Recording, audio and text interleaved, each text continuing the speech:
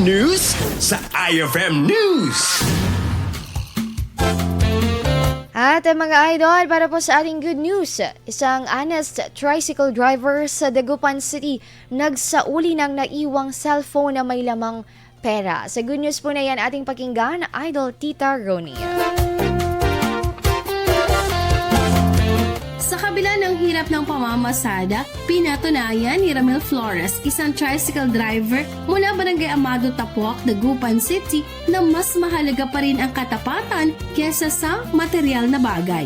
Habang pabalik na sa kanyang destinasyon, napansin ni Flores ang naiwang cellphone sa kanyang tricycle. Nang suriin niya ito, nadiskubre niyang naglalaman ito ng pera. Sa halip na angkinin, agad siyang nagtungo sa tanggapan ng Public Order and Safety Office Dagupan upang humingi ng tulong sa pagsasaoli ng gamit sa tunay nitong may-ari. Labis ang pasasalamat ni Sheila Camba, ang may-ari ng cellphone, sa kabutihang loob ni Flores. Pinasalamatan din niya ang Poso Dagupan sa kanilang agarang aksyon na naging daan upang maibalik sa kanya ang nawawalang gamit. Umani ng papuri si Flores sa kanyang katapatan sa kabila ng mga hamon sa pang-araw-araw na pamamasada.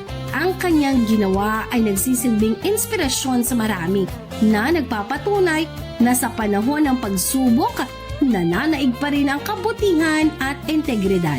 Yan ang ating good news for today. Ako si Idol Tita Roni Tatak, IFM. IFM News. IFM News. IFM News.